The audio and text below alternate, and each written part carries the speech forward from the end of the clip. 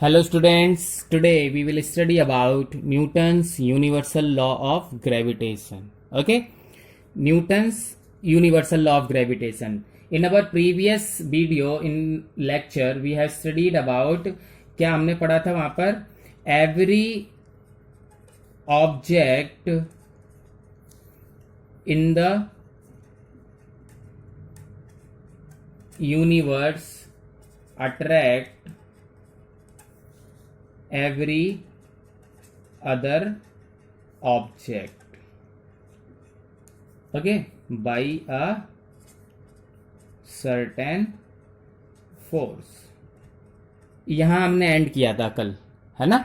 Every object in the universe attracts every other object by a certain force. यही बताया था कि table आपको अट्रैक्ट कर रही है, आप टेबल को कर रहे हैं, टेबल बेड को कर रही है, ठीक है. एक घर दूसरे घर को कर रहा है, कार दूसरे कार को कर रही है. मतलब every object in the universe attract every other object. Her object किसी न किसी दूसरे ऑब्जेक्ट को अट्रैक्ट कर रहा है, ठीक है. ये हमने पढ़ा हुआ था. उसी के आगे आज हम स्टार्ट कर रहे हैं Newton's universal law of gravitation. Okay, now let's see now what. Okay, so this universal law of gravitation is given by Newton. That is why it is written as Newton's apostrophe s लगाया तो Newton का, ठीक है, क्योंकि Newton ने दिया था, ठीक है. so the law, okay, telling, क्या बता रहा है law? the law telling the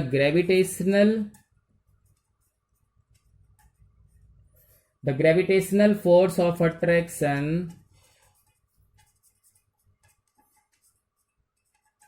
the gravitational force of attraction between two object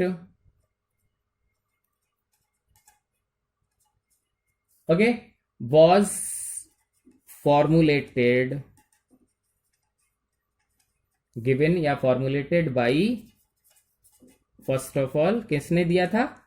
Newton, ठीक है, बाई न्यूटन. इसीलिए ये लिखा है यहां तक न्यूटन का. एक बात तो what is the meaning of universal. अब यूनिवर्सल का मीनिंग क्या है? यूनिवर्सल, ठीक है, universal means that this law holds for any two object in the universe, ठीक है.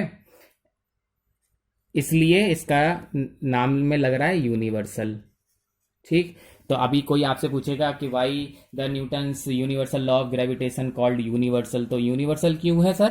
क्योंकि this law hold for any two object in the universe. ये यूनिवर्स के किसी भी दो ऑब्जेक्ट के लिए होल्ड करता है, मतलब प्रूफ सही है, इसलिए इसका नाम है यूनिवर्सल. और न्यूटन्स ने दिया था इसलिए इसके नाम से लगा है यूनिवर्सल, ठीक है, न्यूटन्स यूनिवर्सल. और लॉ ऑफ ग्रेविटेशन तो हमें पता ही है, इससे पहले हम ग्रेविटेशन तो पढ़ चुके ना अपने फर्स्ट लेक्चर में, ठीक है. अब टुगेदर एक साथ क्या है क्या ये, ठीक है. तो हियर इट इज, ठीक. every body in the universe, ठीक है, attracts every other object, ठीक. every other object with a force, जो सर्टेन फोर्स की बात कर रहे थे, वो with a force which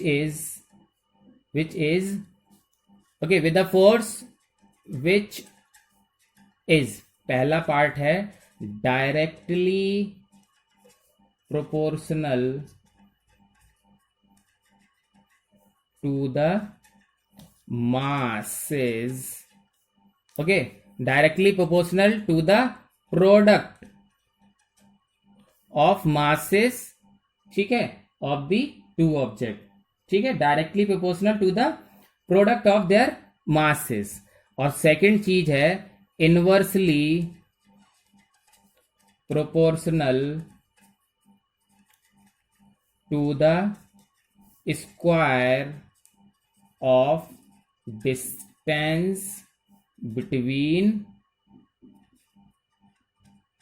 them. ठीक है, and this law is called universal law of gravitation, Newton's universal law of gravitation. अब इसको बहुत अच्छे से समझेंगे। अभी देखो क्या लिखा है, every object, every body in the universe attracts every other object with a force. एक फोर्स से अट्रैक्ट कर रही है और वो फोर्स है directly proportional to the product of their masses. उन दोनों के दो ऑब्जेक्ट हैं, लेट सपोज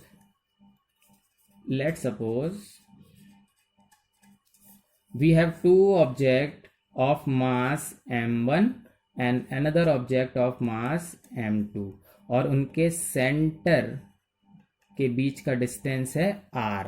ठीक है, square of distance between their centres. चलो सेंटर्स कर देते हैं। ठीक है, सेंटर्स के बीच में जितना डिस्टेंस है उसका स्क्वायर। ठीक, तो आप देखो इसको पढ़ते जाएंगे कि उस एक फोर्स लगाता है, ये तो हमने पढ़ा है। देखिए, every object in the universe attract every other object with a certain force, और वो फोर्स डायरेक्टली प्रोपोर्शनल है प्रोडक्ट ऑफ देयर मासेस और इनवर्सली प्रोपोर्शनल है to the square of distance between their centres, है ना। चलो, तो पहली लाइन का मतलब हुआ कि F is directly proportional to the product of their masses m1 into m2, product of their masses. और सेकंड लाइन का मतलब हुआ inversely proportional to the square, तो फोर्स इज इनवर्सली प्रोपोर्शनल, 1/, में आ जाएगा। इनवर्स का मतलब 1/, होता है। ठीक है, inversely proportional to the square of distance between their centres, इन दोनों के बीच का जो डिस्टेंस है उसका स्क्वायर, यही लिखा है यहां पर। ठीक है, तो ये पूरा लिखेंगे। अगर आपसे कोई कहेगा कि state the Newton's universal law of gravitation, तो आप लिखेंगे according to Newton's universal law of gravitation every object in the universe attracts any other object by a force, and that force is directly proportional to the product of their masses and inversely proportional to the square of distance between them। वो force है उनके product का directly proportional होगा और उनके distance के बीच में जो डिस्टेंस है उसके स्क्वायर का इनवर्सली प्रोपोर्शनल होगा। ठीक है, this is what equation number 1, equation number 2। ठीक है, अब आप क्या करेंगे, इन दोनों इक्वेशंस को कंबाइनिंग कर देंगे। ठीक है, तो लिख रहे हैं combining equation 1 and equation 2। Equation 1 और इक्वेशन 2 को कंबाइन कर दोगे तो आप देखो F इज डायरेक्टली प्रोपोर्शनल, तो m1 इंटू m2 तो ऊपर है और r स्क्वायर नीचे है। ये मिल गया आपको। ठीक है, समझ रहे हैं? क्लियर? यहां तक समझ में आया? ये दो लाइन कहां से आई? डेफिनेशन से ही आ गई। डेफिनेशन में लिखा हुआ था कि एक ऑब्जेक्ट दूसरे ऑब्जेक्ट को एक फोर्स से अट्रैक्ट करता है और वो फोर्स उन दोनों ऑब्जेक्ट के मास के प्रोडक्ट के डायरेक्टली प्रोपोर्शनल है और उनके बीच के डिस्टेंस के स्क्वायर के इनवर्सली प्रोपोर्शनल है। तो जो लिखा था उन्हीं को हमने मैथमेटिकल फॉर्मूला में लिख दिया। ठीक है, उन दोनों को कंबाइन करके ये लिख लिया। और हमें ये पता है कि व्हेन हम डायरेक्टली प्रोपोर्शनल हटाते हैं, जब हम डायरेक्टली प्रोपोर्शनल हटाते हैं तो इक्वल के साथ एक कांस्टेंट लगाते हैं। ये बात आप याद कर लो आज। ठीक है, मतलब जब ये डायरेक्टली प्रोपोर्शनल हटेगा तो स्क्वायर के साथ एक कांस्टेंट लगेगा। तो देखना F अब इक्वल लगा दिया, एक कांस्टेंट लगाएंगे G, m1 into m2 upon r square. ये मिल गया आपको फॉर्मूला। ठीक है, हियर G क्या है? G is constant. कांस्टेंट ही तो है, तभी तो डायरेक्टली प्रोपोर्शनल रटाया, एक कांस्टेंट लगाया, ठीक है। और जी को ही हम बोलते हैं ग्रेविटेशनल, क्योंकि इस फॉर्मूले का नाम ग्रेविटेशनल लॉ है ना, तो इस कांस्टेंट का नाम भी कह दिया ग्रेविटेशनल कांस्टेंट, ठीक है। तो जी को क्या बोलते हैं, ग्रेविटेशनल कांस्टेंट, ठीक। तो हमें एक फॉर्मूला मिल जाएगा, and this formula is mathematical expression of Newton's law of gravitation, ठीक है। Newton universal law of gravitation का फॉर्मूला है F is equal to G m1 into m2 upon R square, और जहां पर जी क्या है, एक कांस्टेंट है, इसका नाम ग्रेविटेशनल कांस्टेंट है, ठीक है। समझ में आ गई बात। चलो दूसरी, इसके आगे यहां तक तो हमें एक्सप्रेशन, तो ये डेफिनेशन, ठीक है, और ये उसका एक्सप्रेशन, छोटा सा एक्सप्रेशन है, देखिए कितना छोटा है, बस यहां से स्टार्ट होगा, यहां खत्म हो जाएगा, है ना। ओके, क्वेश्चन होगा state and explain, state and right the expression of universal law of gravitation. तो आप स्टेटमेंट ये रहा आपका, ठीक है, ये स्टेटमेंट है, और यहां से यहां तक उसका ओके एक्सप्लेनेशन है। Then next part, come to the point. अब हमारे पास एक फॉर्मूला है, ये F is equal to G m1 into m2 और अपॉन आर स्क्वायर। m1 क्या है, फर्स्ट ऑब्जेक्ट का मास, m2 क्या है, दूसरे ऑब्जेक्ट का मास, r क्या है, उन दोनों के बीच का डिस्टेंस, और g क्या है, ग्रेविटेशनल कांस्टेंट, ठीक है। This is called mathematical expression of universal law of gravitation. Universal law of gravitation का मैथमेटिकल एक्सप्रेशन है ये फॉर्मूला, ठीक है। And this formula is applicable, this formula is applicable in anywhere in the universe, ठीक है। Universe में किसी भी दो ऑब्जेक्ट के बीच में ये वाला फॉर्मूला एप्लीकेबल है, चाहे वो दोनों ऑब्जेक्ट अर्थ में ही हो, चाहे एक ऑब्जेक्ट अर्थ और दूसरा ऑब्जेक्ट मून हो, चाहे दोनों object sun moon earth Jupiter Saturn कोई भी हो, चाहे कोई भी स्टार, कोई भी प्लेनेट, कोई भी एस्ट्रॉयड, किसी भी दो ऑब्जेक्ट के बीच में ये फॉर्मूला एप्लीकेबल है। हर जगह एक फोर्स लग रहा है, और वो फोर्स इस फॉर्मूले से कैलकुलेट कर सकते हैं, ठीक है। Understand. Now we will study some detail. अब क्या करते हैं, तो अब मैं ये फॉर्मूला आप याद कर लीजिए, हो गया, ठीक है। m1 m2 upon R square, और g is gravitational constant. Case 1, let suppose क्या क्या है case, F is directly proportional to m1 m2, यही तो है। अगर मास बढ़ेगा, मास बढ़ेगा तो ग्रेविटेशनल फोर्स भी बढ़ेगा, ठीक है।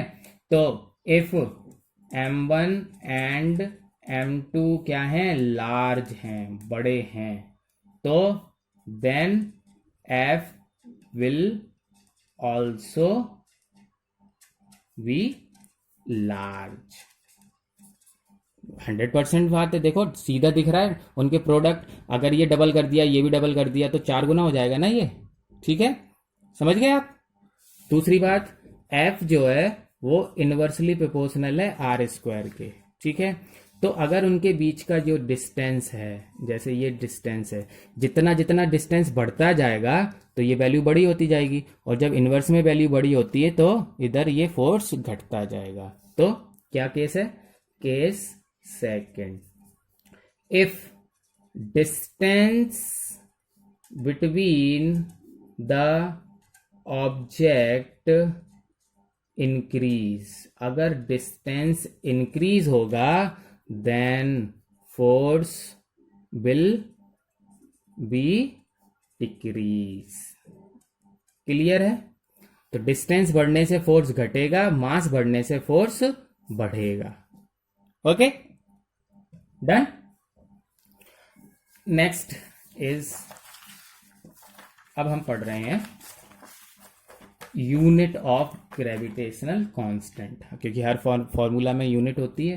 तो this F is equal to m1 g m1 m2 upon R square. ठीक है, तो हम किसकी यूनिट, अब हम जो पढ़ रहे हैं वो पढ़ रहे हैं यूनिट ऑफ ग्रेविटेशनल कांस्टेंट। तो ग्रेविटेशनल कांस्टेंट तो जी होता है, तो जी, ठीक है, जी इज इक्वल क्या हो जाएगा, देखिए एफ आर स्क्वायर डिवाइड में ना इधर जाएगा मल्टीप्लाई में, तो एफ के साथ आर स्क्वायर आ गया। ठीक है, m1 m2 नीचे आ जाएंगे क्योंकि इधर मल्टीप्लाई में, इधर लेफ्ट हैंड साइड करोगे तो डिवाइड में आ जाएंगे, और इधर केवल जी रह जाएगा। तो G is equal to F R square m1 into m2 की बात समझ में आ रही है? रीअरेंज कर दिया ना फॉर्मूला, तो रीअरेंज करने पर हमें मिल जाएगा ये g is equal to F R square upon m1 m2। ठीक है, ओके। देखो फोर्स की यूनिट क्या होती है, न्यूटन। आर क्या है, डिस्टेंस, तो डिस्टेंस की यूनिट क्या होती है, मीटर, और स्क्वायर में है तो स्क्वायर, अपॉन मास m1, मास की यूनिट क्या होती है, kg इंटू kg। ठीक है, तो क्या हो गया मिलाकर, newton metre square upon kilogram square. This is the SI unit of gravitational constant, और वो क्या है, जी की SI यूनिट है ये, ये क्या, newton metre square slash kilogram square, ऐसे भी लिख सकते हैं, या तो इसको लिख दो न्यूटन मीटर स्क्वायर किलोग्राम -2। ये -2 का मतलब ये पावर नीचे है ना, ऊपर जाएगी तो माइनस हो जाएगी पावर, हमने पढ़ा है ना मैथमेटिक्स में, जब नीचे वाली पावर ऊपर जाती है तो माइनस हो जाती है, तो नीचे वाली पावर जब ऊपर जाएगी तो माइनस हो जाएगी। तो ऐसे भी लिख सकते हैं, ऐसे भी लिख सकते हैं, या फिर सिंपल ऐसे भी लिख सकते हैं। ठीक है, ओके। तो ये हो गई SI unit of gravitational constant, समझ गए, क्लियर है? Okay, now value of gravitational constant, क्योंकि कांस्टेंट है तो वैल्यू क्या होगी, एक फिक्स्ड वैल्यू होनी चाहिए। क्लियर बात है कि नहीं? कांस्टेंट का मतलब तो फिक्स होता है ना, तो ग्रेविटेशनल कांस्टेंट एक कांस्टेंट ही तो है। ठीक है, तो इस जी की वैल्यू जो होगी वो एक फिक्स्ड वैल्यू होनी चाहिए। ठीक है, and that is taken as 6.67 10⁻⁻11 fix है, और यूनिट क्या है, newton metre square upon kilogram square. ठीक है, it is given by the scientist called Henry, okay, Henry Cavendish. बहुत ध्यान से याद कर लीजिए इस नाम को, it may be asked like कि who has given the value of gravitational constant. तो ग्रेविटेशनल कांस्टेंट की वैल्यू किसने दी, हेनरी कैवेंडिश। ठीक है, okay, now listen,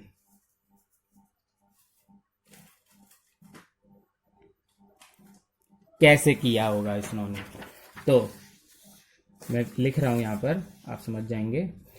Henry Cavendish performed N experiment to calculate the value of gravitational constant, क्या, जी। इसकी value calculate करने के लिए हेनरी कैवेंडिश ने एक एक्सपेरिमेंट किया था।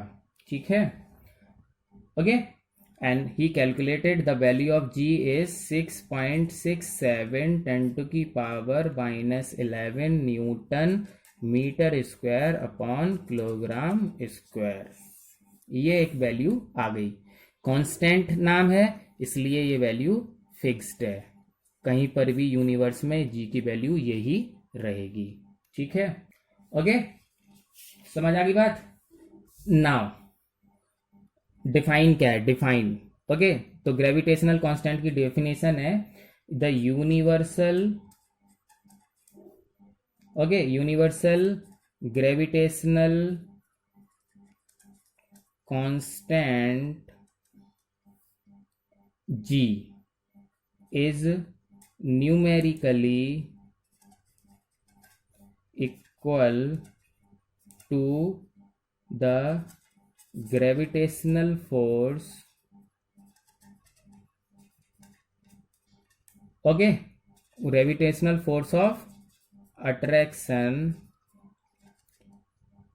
between two bodies of mass 1 kg each and the distance between their center is 1 metre.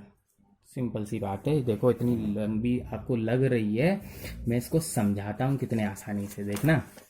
ठीक है, इसको समझने के लिए क्या करेंगे, बस हमारे पास हमें जी क्या होता है, देखो जी क्या होता है, F(r²) अपॉन m1 m2। ठीक है, ओके, तो डेफिनेशन में देखो क्या लिखा हुआ, universal gravitational constant numerically equal to the gravitational force. Gravitational force कौन, F।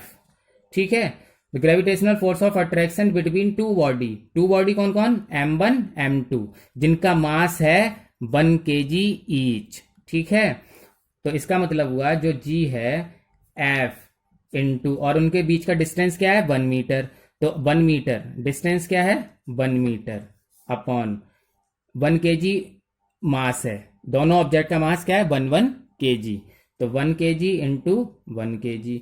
जब आप वैल्यू रखोगे तो g is equal to F। ठीक है, अब देखना डेफिनेशन यहीं से, gravitational constant is numerically equal to the force of attraction between two bodies, उन टू बॉडीज का mass is 1 kg each and the distance between their centre is 1 metre. Clear, यहीं से देखो डेफिनेशन बन रही है, gravitational constant is numerically equal to the force of attraction between two bodies of mass 1 kg each and the distance between their center is 1 metre. हो गया, हो गई definition, okay, clear. So this is what the today's topic, that's all for today. बहुत अच्छे से revise करेंगे। तो आज हमने सिर्फ ग्रेविटेशनल है ना लॉ, यूनिवर्सल ग्रेविटेशनल लॉ पढ़ा था, तो उसके लिए एक्सप्रेशन है, उसकी डेफिनेशन है, उस एक्सप्रेशन छोटा सा है, फिर हमने ग्रेविटेशनल कांस्टेंट की यूनिट और उसकी वैल्यू, हेनरी कैवेंडिश ने एक एक्सपेरिमेंट कर परफॉर्म करके एक फिक्स वैल्यू कैलकुलेट कर दी, वही वैल्यू हमेशा यूज़ की जाती है। ठीक है, और रही बात डेफिनेशन की, तो gravitational constant is equal to the force of attraction between two bodies of mass 1 kg each and the distance between their centre is 1 metre square. Simple सी डेफिनेशन है। That's all for today, thank you.